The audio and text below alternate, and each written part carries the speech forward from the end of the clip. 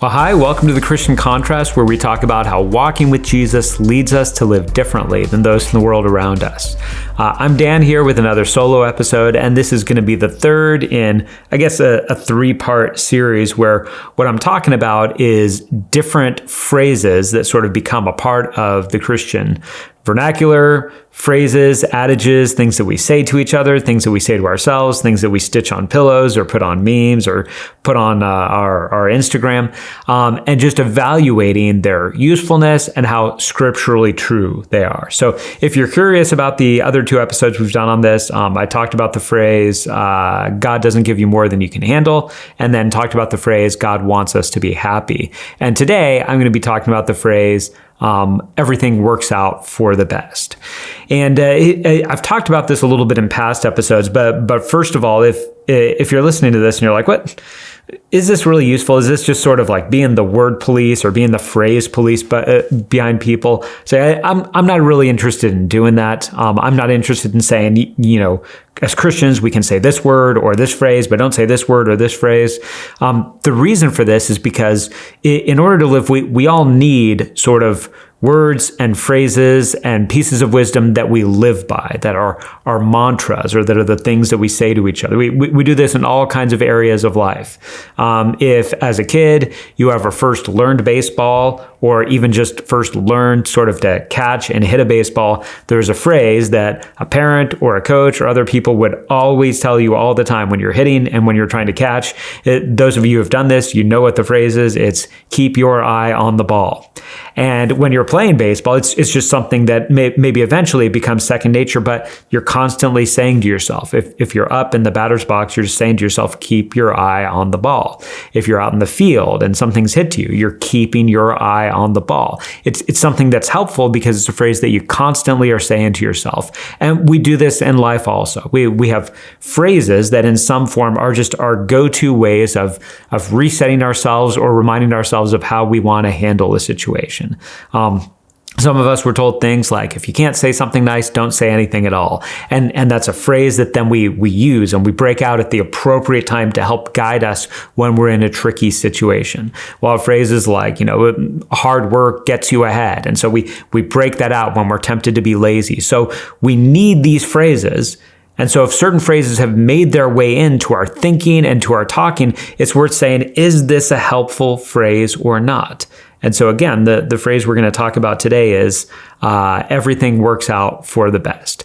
Now, what I've talked about, and I'll talk about this also in this episode, with most of these phrases, they're not 100% great and they're not 100% incorrect. They're usually somewhere in between. And there's almost like an x-axis and a y-axis of sort of usefulness. And the usefulness of any phrase, of any at least partially true phrase, but the usefulness of any phrase is tied to how much explanation you need to give for the phrase to be useful. So the more context heavy a phrase is, the less sort of universally useful it is. I'll give an example. If you've ever built something, probably a phrase that you know is righty-tighty, lefty-loosey. Now this phrase is true. It's not false. It's a true phrase, but it's only really useful in very specific contexts where you're screwing something on or doing something like that. It's useful, and it's not that in other situations it's untrue, but it's not terribly useful. It's not words to live by as you're going through life. And so when we're thinking about different phrases like this, there might be situations, and I'll say, all right, I think there could be situations where this phrase ends up being helpful, but if there's major context needed, if there's major explanation saying, all right, by this phrase I mean this, and by this word I mean this, it becomes less useful to us. And so I'll talk at the end about maybe useful alternatives also. But let's focus in. Let's focus in on this phrase that sometimes we say, everything works out for the best. And usually we say it when something hasn't gone the way that we wanted it to go. We didn't get a promotion. Maybe a girlfriend or boyfriend broke up with us. Finances aren't everything that they should be. We usually don't say it in a time where it's like an absolute tragedy. But when things just kind of didn't go the way that we wanted them to go, we might say, hey, everything works out for the best. Now, this phrase doesn't come out of nowhere. For us as Christians, this probably is our adaptation of one of the most famous verses in the Bible, which is Romans chapter 8, verse 28. This verse is significant to many of us. I like to call it King Promise when it comes to the promises in the Bible because it's so all-encompassing. And so I'll read it for us here. It says, and this is the NIV, there's slight variations in the different translations, but it says, "And we know that in all things God works for the good of those who love him, who have been called according to his purpose." And once again, there's slightly different translations. It's a little bit tricky in the Greek to try to figure out how much of it is all things work out for the good of those who are called according to his purpose. In all things, God works for the good. They're slightly different, but there's a similar sense there where it's saying, okay, God is working all things together for the good. We have this phrase, everything works out for the best. So you could kind of see how we got that. Even if you have objections, you could say, all right, I see how this became a phrase. It's a little bit of an adaptation of Romans 8:28 in the same way that when people say God won't give you more than you can handle, there can be disagreement on how helpful it is, but it's an adaptation of 1 Corinthians chapter 10, verse 13. So that's where this comes from.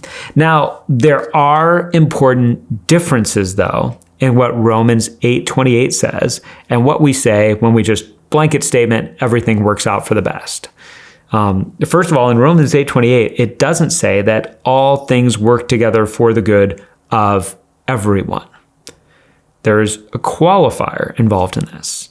In some form, what this verse is saying is that in all things, God works for the good, or all things work for the good of those who love God and are called according to his purpose. So it's dependent. It's not talking about everyone. It's talking specifically about believers in Jesus. This is not some special category of believers. This is believers in Jesus. God works all things for the good, or in all things, God works for the good of those who love him and are called according to his purpose. So that's qualifier number one. If we're saying to somebody, hey, everything works out for the best, that's not a right reflection of Romans 8:28, because Romans 8:28 is not talking about every human being on the planet. It's talking about believers in Jesus. Now, one of the reasons why this is significant is because context helps us understand all verses in the Bible, including this one. Paul goes on after this to explain what specifically he has in mind when he's talking about things working together for our good. And so this is verses 29 and 30 of Romans chapter 8. For those God foreknew, he also predestined to be conformed to the image of his Son, that he might be the firstborn among many brothers and sisters. And those he predestined, he also called. Those he called, he also justified. Those he justified, he also glorified. So kind of follow the logic here. But Paul makes this great blanket statement, in all things, God works for the good of those who love him and are called according to his purpose. And then he says, he connects it. He says, this is really what I'm talking about. And what he's talking about is the idea that we are ultimately predestined to be conformed to the image of God's Son. That when God called us, when he predestined us, when he saved us, when he justified us, the end of that train, the end of that story is that we end up glorified. We end up conformed to the image of God's Son. And nothing that happens to us can thwart that. No other person can thwart that. And so even the things that seem to go wrong, even the trials and the difficulties and the acts of evil upon us that we face, none of those stop God from conforming us to the image of his Son. In fact, as we know, many of the things, the trials and the difficulties and even the sins acted upon us end up being part of what God uses to conform us to the image of his Son. So it's important also within this to talk like Paul, we can see how applicable his words are in other situations, but he's not simply saying like, hey, if you were hoping to have a big outdoor softball game with your extended family and then it rained, don't worry, it all works out for the best. It's not that there's no application to that, but that's much more trivial. That's much more something that we can shrug our shoulders at than what Paul is talking about big picture. He's talking about bigger trials, bigger difficulties, bigger failures, bigger suffering, and that it all is part of God's plan to conform us to the image of his son. And so once again, we're kind of telling, all right, we understand how we got this phrase, everything works out for the best, from Romans 8:28, but a few core differences, I'd say 3 core differences. First of all, it specifically is about believers, not about all people. Secondly, what's in mind is our spiritual growth and being conformed to the image of God's son. Thirdly, and this is significant, God is an active agent in this happening, where when you just say everything works out for the best, it's almost like you're talking about karma, or you're talking about the universe. Hey, the universe just has a way of sort of working these things out. And so, hey, even though I experienced this breakup, even though I didn't get this promotion, even though this job didn't go the way it did, even though the weather didn't cooperate, everything just sort of evens itself out, instead of recognizing that our hope, when we're experiencing difficulties and trials, our hope that those aren't wasted is not in the universe. Our hope in that is not in ourselves and in our own resilience to make something good, to make lemonade out of lemons. Our hope in that is based on an all-powerful, all-sovereign, good God who keeps his promises and is able to use all things to conform us to the image of his son. So there's some pretty important differences when we're talking about this. Now, as we're evaluating the phrase again, if you're like, oh, well, I do kind of frequently just say when something goes wrong, hey, everything works out for the best. Let's talk about some situations where that phrase, just left by itself without a lot of clarification, might seem to be untrue, might seem to be unhelpful and even misleading. So number one, situation where it might be untrue is when it comes to my personal sin or your personal sin. It would be weird for somebody to say, hey, I'm married and I had an affair. Like I had sex with another woman, and then we ended up divorced and we have split custody with our kids, but everything worked out for the best.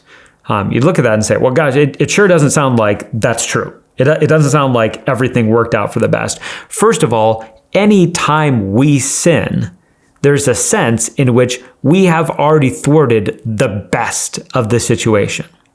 It doesn't mean that we're not still going to ultimately be conformed to the image of God's Son. It doesn't even mean that God doesn't work through our sins and our failures to bring us to repentance and a greater awareness of our need for his grace. But my sin, anytime I sin, there's a sense of where like I already put myself and probably other people in a subpar situation because my sin negatively impacted things. So it would be bizarre, and I haven't heard most people use this, but sometimes I have heard people use this even in terms of divorce, like, hey, like it all worked out for the best. It's like it certainly did not all work out for the best. You could say we still saw God work through this, and we still saw God be good to us and shape us through this, but it certainly is not the best.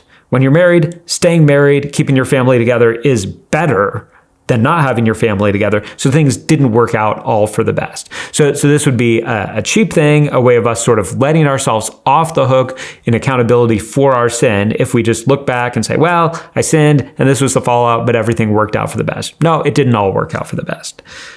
Second situation where this would not be helpful, or at least would be partially untrue, is acts of evil upon us. So when we're talking about our sin against others, or when we're talking about somebody's sin against us. If somebody said, hey, I was abused as a child, by my parents or by somebody else, but it all worked out for the best.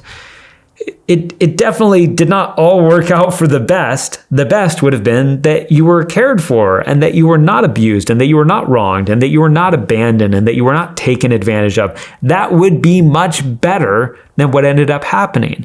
And this is the important distinction. I think maybe what people are longing for when they use this phrase is just the whole idea of saying that the ultimate purpose of God for my life is not thwarted. Like this terrible thing that I did, or this terrible thing that somebody else did for me, that there's a temptation or a fear that I might end up believing that thing that happened ended up ruining my life and there's sort of no coming back and no recovering.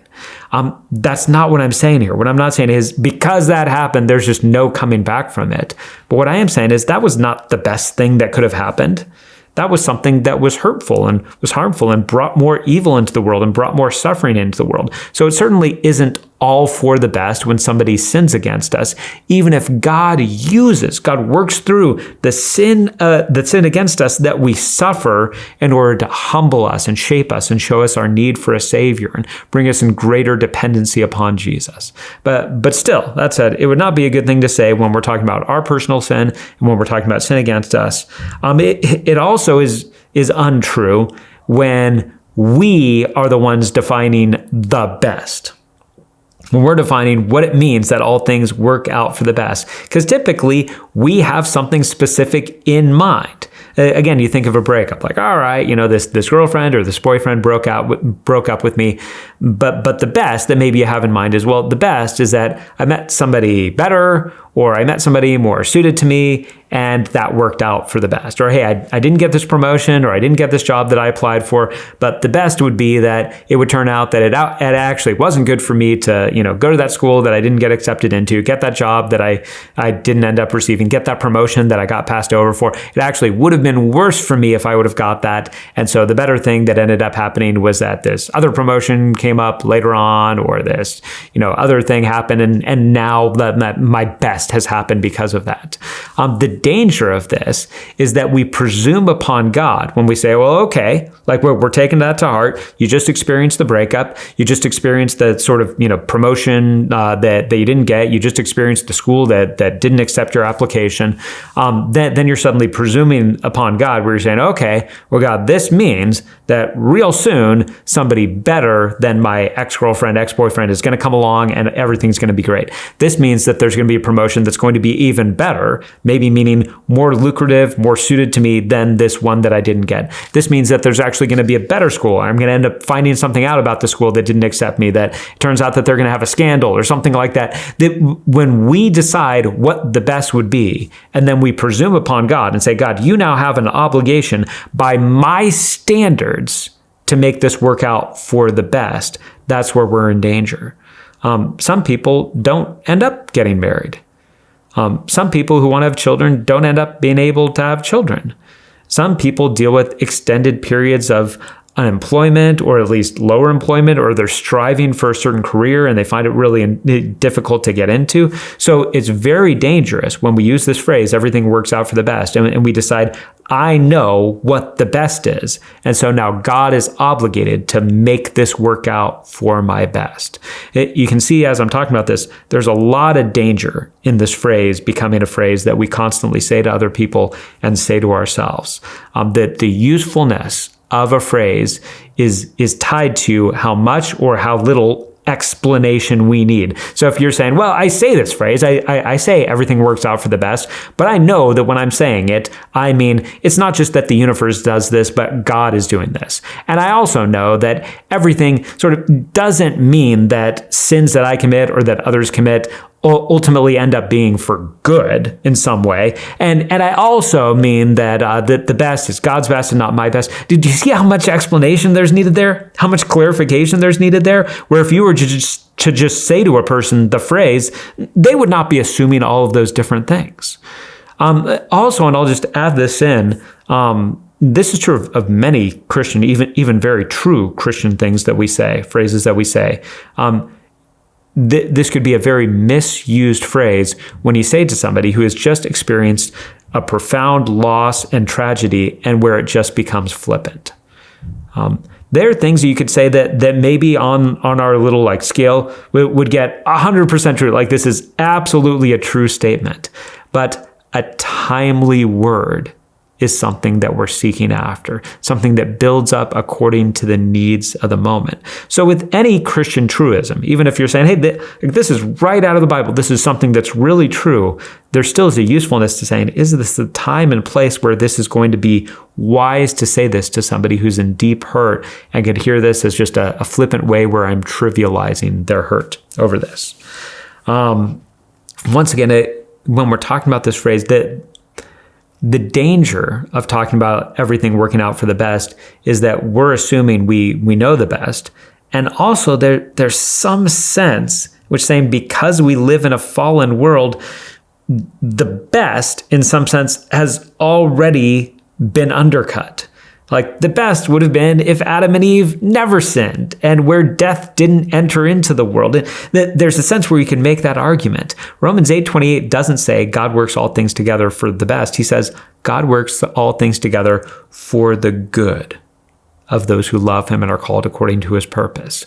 Our ultimate good is that we would be conformed to the image of Jesus. And so that does mean, even with some of the things that we're talking about, that even when I falter and even when I sin, that certainly is not the best thing that I could have done. But even within that, God is working all things together for my good. I have not thwarted God's good purpose for me, and he's going to bring me conviction through the Holy Spirit, and he's going to bring me to repentance, and he's going to bring me to accountability. He's going to be bringing me to have more compassion and grace on others because I'm going to see my own frailty, and that's going to be a positive thing because I'll be more Jesus-like in all of that. He's going to use my personal sin. He's going to use the sins against me from other people, because those are going to humble me. Those are going to remind me and have me have a sense of greater awe and worship of Jesus because he suffered so much injustice for all of the things that happened. They're going to sharpen me because even if I'm unjustly suffering in some way, they're still going to sharpen off the parts of myself that need to be changed.